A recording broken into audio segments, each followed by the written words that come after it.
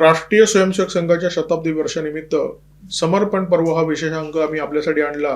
हिंदी आणि मराठीमध्ये केलेल्या या विशेषांकाचं भरभरून स्वागत झालं. लोकांनी प्रचंड कौतुक केलं.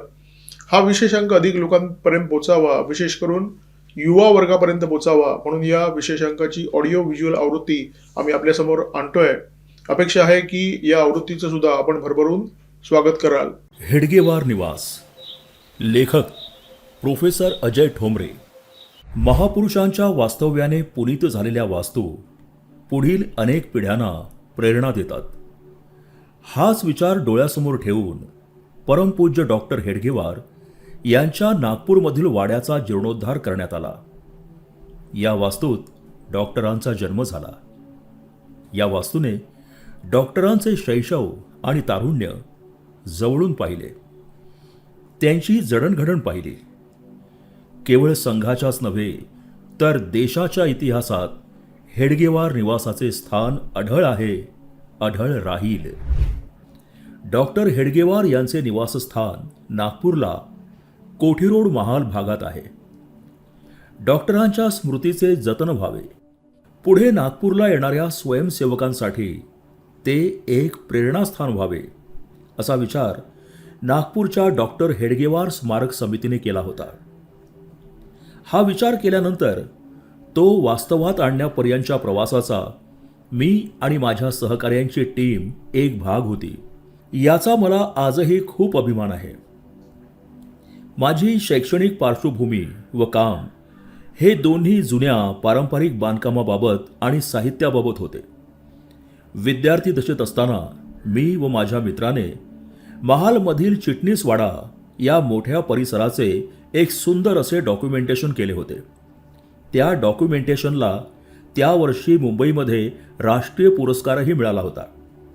आमच्याकडील प्रसिद्ध वास्तुवेद A.B. डोंगरे यांनी मला या वास्तूच्या डॉक्युमेंटेशनबाबत विचारणा केली. डोंगरे हे डॉक्टर हेडगेवार समितीची काही कामे देखील बघायचे. ही गोष्ट साधारणतः 1998-99च्या दरम्यानची. डोंगरे यांनी तत्पूर्वी 4-6 जणांना ही जबाबदारी स्वीकारणार का अशी विचारणा केली होती. मात्र त्यांच्याकडून नीटसा प्रतिसाद मिळाला नाही. मात्र मी आणि माझ्या सहकार्याने हे काम हातात घेतले आणि या इमारतीचे डॉक्युमेंटेशन करण्यास सुरुवात केली.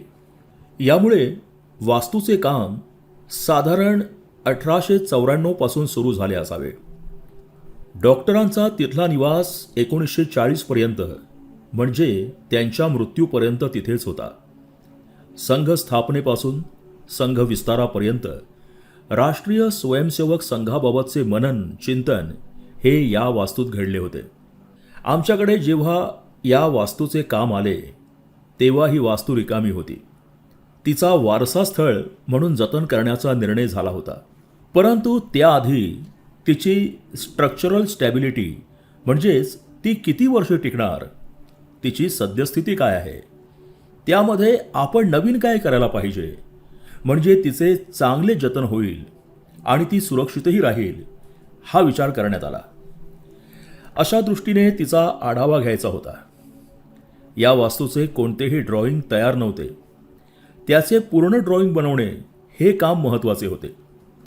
तिथल्या प्रत्येक स्क्वेअर सेंटीमीटरचे डॉक्युमेंट आम्हाला करायचे होते.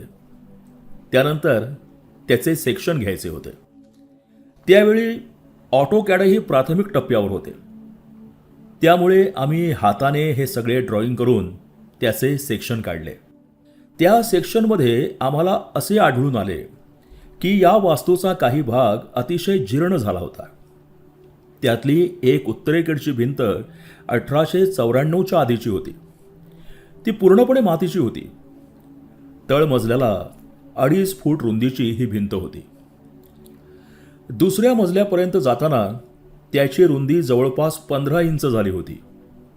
ही भिंत एकीकडे थोडी कल्ली होती.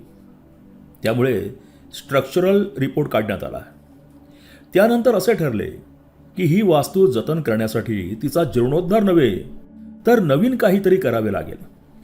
डॉक्टर असताना आणि त्यानंतर जवळपास 75 वर्षे उलटून गेल्यानंतर या वास्तूमध्ये बरेचसे बदल झाले होते. समोरच्या ओसरीच्या भागात अग्निहोत्र होते आणि तिथे झोपाळा होता जिथे ते बसायचे. या सर्व गोष्टी त्यावेळी तिथे नव्हत्या. सर्वसाधारणपणे आपल्याकडे 2 बांधकाम शैली प्रचलित आहेत. एक सांगाड्याची इमारत, ज्याला आपण फ्रेम स्ट्रक्चर म्हणतो, आणि दुसरे म्हणजे पूर्णपणे लोड बिअरिंग, ज्याला आपण पायाची इमारत असे म्हणतो. डॉक्टरांच्या इमारतीचे डॉक्युमेंटेशन केल्यानंतर आमच्या लक्षात आले की या वास्तूचा आराखडा पूर्णपणे या दोन्ही बांधकाम शैलीमध्ये नाही.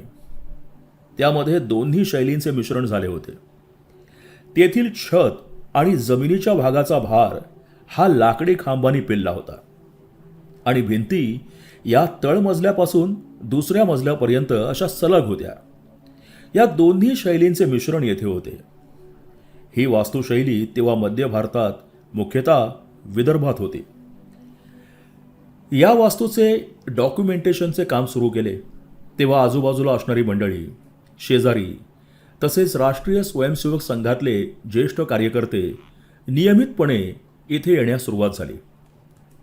आम्ही तिथे जवळपास 3 महिने होतो. या काळात ही जुनी मंडळी त्यांच्या लहानपणीच्या आठवणी सांगत असत. या आठवणीतून आमच्या डोळ्यांसमोर ती वास्तू अक्षरशः उभी राहिली. समोर प्रशस्त अंगण, त्यात तुळशी वृंदावन, त्यानंतर ओसरी, बैठक, बैठकीच्या मागे माझघर आणि मागे स्वयंपाकघर, अशा प्रकारे चौसोपी वाड्याची ती वास्तू आहे. त्यावेळची एक आठवण आवर्जून सांगण्यासारखी आहे. वाड्यासमोरच्या भागात 2.5 फूट बाय 1.5 फूट अशा आकारमानाचा आणि 1.5 फूट उंच असा एक हौद होता. त्याला मी आणि माझ्या सहकाऱ्यांनी हलवण्याचा खूप प्रयत्न केला, परंतु आमच्याकडून ते काही होईना. आमची कसरत पाहून तिकडच्या शेजाऱ्यांनी सांगितलं की हा दगडात साकारलेला हौद खुद्द डॉक्टर नागपूरपासून 22 किलोमीटर अंतरावरील कामठीतून पायी चालत आपल्या खांद्यावर घेऊन आले आहेत. हे ऐकून आम्ही अक्षरशः थक्क झालो. अशीच दुसरी एक आठवण. डॉक्टर हेडगेवार यांच्या घराच्या मागे एक विहीर होती. एकदा डॉक्टर साहेबांकडे कोणी अतिथी आले होते. ते रात्री पाणी काढत असताना त्यांची अंगठी विहिरीत पडली. त्यावेळी कुठलेही पंप नव्हते. त्यामुळे डॉक्टरांनी रात्रभर एवढी मोठी विहीर उपसून सकाळपर्यंत ती अंगठी बाहेर काढली. त्यामुळे डॉक्टर हेडगेवारांचे वर्णन आजच्या भाषेत करायचे झाले तर ते एक सुपर ह्युमनच होते. त्यांच्यातील अचाट शारीरिक बळ आणि कौशल्याचे दाखले आम्हाला असे पदोपदी मिळत होते. आपल्याला डॉक्टर हेडगेवार यांचे संघटन कौशल्य आणि त्यांची देशाबद्दलची तळमळ, जाज्वल्य देशभक्ती माहीत आहे. मात्र हे सगळे करत असतानाही त्यांनी एक स्वस्थ, बलदंड शरीर कमावले होते. हे आम्हाला त्यांच्या सानिध्यात राहिलेल्या मंडळींकडून समजले. ही वास्तू दुमजली आहे. यातील तळमजला त्यांच्या संपूर्ण कुटुंबासाठीच वापरला जात असे. पहिल्या मजल्यावर मात्र त्यांचे कार्यालय किंवा विचारमंथन करण्याची जागा असे. या मजल्यावर बाहेरून वर जाण्यासाठी एक जिना आहे. वरच्या मजल्यावर समोरच्या भागात बैठक आणि आतल्या भागात दिवाणखाना आहे. आम्हाला तिथे भरपूर फोटो फ्रेम्स मिळाल्या. डॉक्टरांनी ज्या ज्या लोकांची चर्चा केली त्यांचाही यात समावेश होता. ते सुद्धा जतन करण्याचा आम्ही प्रयत्न केला. पहिल्या माळ्याच्या वरही एक अशी स्वतंत्र खोली होती. येथे डॉक्टर हेडगेवार गुप्त बैठका घेत असत, तसेच ध्यानही करत असत, अशी माहिती आम्हाला तिथल्या ज्येष्ठ स्वयंसेवकांनी दिली. तळमजल्यावरील स्वयंपाकघरातून वरच्या मजल्यावर येण्यासाठी एक गुप्त दरवाजा होता. दरवाजा सहसा उभा असतो आणि उघडताना त्यातून आपण प्रवेश करतो. मात्र त्या भागातील दरवाजा आडवा आहे. तसेच मोरीमध्ये जी खिडकी आहे त्या खिडकीवर उभे राहून जर हा दरवाजा ढकलला तर तो वर उघडतो. संदुकीचे झाकण जसे उघडते त्याप्रमाणे हा दरवाजा उघडतो. त्यानंतर माणूस त्यावर चढून पहिल्या मजल्यावर जाऊ शकतो. आम्ही काम सुरू केल्यानंतर 3 महिन्यात त्यांचे डॉक्युमेंटेशन केले. त्यात प्रामुख्याने ड्रॉइंग बनवणे हा मुख्य उद्देश होता. या वास्तूची छायाचित्रे काढणेही महत्त्वाचे होते. त्यासाठी या वास्तूमधील प्रत्येक खोलीची प्रत्येक अँगलने छायाचित्रे काढली. अशा प्रकारे सुमारे 100 ते 125 छायाचित्रे आम्ही काढली. 5 रोल्स होतील एवढी ती छायाचित्रे होती. त्या ड्रॉइंगचे डॉक्युमेंटेशन बघितल्यास तुम्हाला आढळेल की प्रत्येक सागवानी बल्ल्या आणि त्या बल्ल्यांच्या डायमेन्शनची आम्ही नोंद केली आहे. भिंतीवर असणाऱ्या लाकडापासून बनवलेल्या खुंट्या, कोनाडे यांचेही आम्ही इंच डॉक्युमेंटेशन केले आहे. या वास्तूची व्हिडिओग्राफीही आम्ही तेव्हा करून घेतली आणि नंतर आमच्या बैठका संघ मुख्यालयात झाल्या. तेव्हा तत्कालीन सरसंघचालक परमपूज्य रज्जू भैया आणि सहकार्यवाह शेषाद्री, सुदर्शनजी आणि मोहन भागवतजी यांच्याशीही चर्चा होत असे. या ज्येष्ठांना आम्ही सर्व डॉक्युमेंटेशन आराखडा सादर केला. नागपूरचे प्रसिद्ध स्ट्रक्चरल इंजिनियर दिलीप म्हसे यांनीही आमच्या डॉक्युमेंटेशनचे कौतुक केले. त्यांनी असे सांगितले होते, ही वास्तू विशेषतः या वास्तूमधील ती एका बाजूला कललेली भिंत पुढच्या 2-4 पावसाळ्यात पूर्णच्या पूर्ण खाली येईल. परंतु आता याचे डॉक्युमेंटेशन इतके सुंदर झाले आहे की हा संपूर्ण परिसर पुन्हा नवनिर्मित करू शकतो. अशा शब्दात त्यांनी आम्ही केलेल्या डॉक्युमेंटेशनला पसंतीची पावती दिली. यानंतर पूर्ण इमारत पाडून त्या जागी कमीत कमी 200 वर्षे टिकेल अशा तऱ्हेचे डिझाईन, अशा तऱ्हेची कॉन्क्रीट, सागवान याचा वापर करून वास्तू साकारण्यास सुरुवात केली. अलाहाबाद टाईल्स आता मिळत नाहीत. त्या नागपूरच्या कुंभाराकडून बनवून घेतल्या.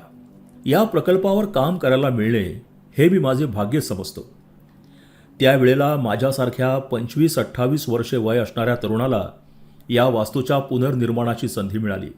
ही वास्तू जेव्हा पुनर्निर्माणासाठी घेण्यात आली तेव्हा कुदळ मारण्याचा पहिला मान हा मला देण्यात आला. आता ही संघस्थानावर हे छायाचित्र आहे. त्यावेळेचे परमपूज्य सरसंघचालक रज्जू भैया, सुदर्शनजी, मोहनजी भागवत आणि शेषाद्रीजी आहेत. हा माझ्या आयुष्यातील अत्युत्तम असा आठवणीतील क्षण आहे. आज त्या गोष्टीला 25 वर्षे झाली आहेत. 150 वर्षांपूर्वी ज्या वास्तूत डॉक्टर हेडगेवार यांचे निवासस्थान होते, जन्मस्थान होते, त्या वास्तूच्या जीर्णोद्धाराचे कार्य माझ्या हातून घडले ही माझ्यासाठी तरी मी मोठी उपलब्धी समजतो. त्या स्थानामधील ऊर्जा आम्ही त्यावेळी दररोज अनुभवत होतो. आम्ही देखील त्या रिकाम्या वास्तूत होतो. परंतु प्रत्येक दिवशी डॉक्टरांचे येथे सानिध्य होते. या वास्तूला वैश्विक असे मानाचे स्थान राहणार आहे असा विचार येऊन आम्हाला छान वाटायचे. आजही जेव्हा केव्हा संघाचा 3य वर्षाचा वर्ग नागपूरला होतो त्यावेळेस सर्व स्वयंसेवक त्या वास्तूचे दर्शन घेतात.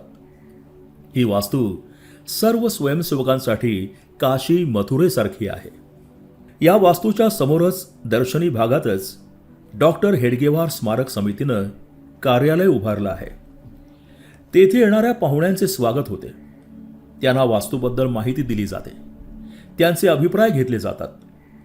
नागपूरकरांसाठी ही फार मोठी अभिमानाची बाब ठरली आहे.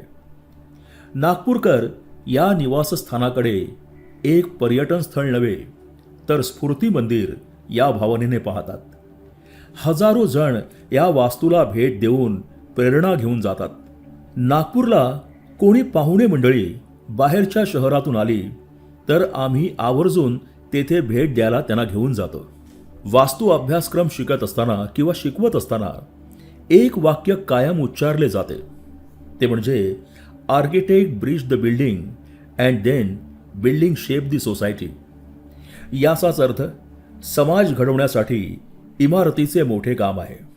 या ज्या जुन्या ऐतिहासिक अशा वास्तू, गडकिल्ले असतात किंवा थोर पुरुषांच्या पावन पदस्पर्शानं झालेल्या या वास्तू असतात, या आगामी पिढीला प्रेरणा देणाऱ्या असतातच. परंतु ही सगळी मोठी मंडळी घडत असताना या वास्तू साध्या असूनही त्यांची विचारसरणी ही किती उदात्त होती, वसुधैव कुटुंबकम हा विचार करणारी होती, हे दरवेळी दिसून येते. त्यामुळे बिल्डिंग शेप दी सोसायटी ही उक्ती येथे सार्थ होताना दिसून येते. ही वास्तू किमान 200 वर्षे तरी स्वयंसेवक, आगामी पिढी आणि भारतीयांसाठी कायम एक स्फूर्तिस्थान राहील.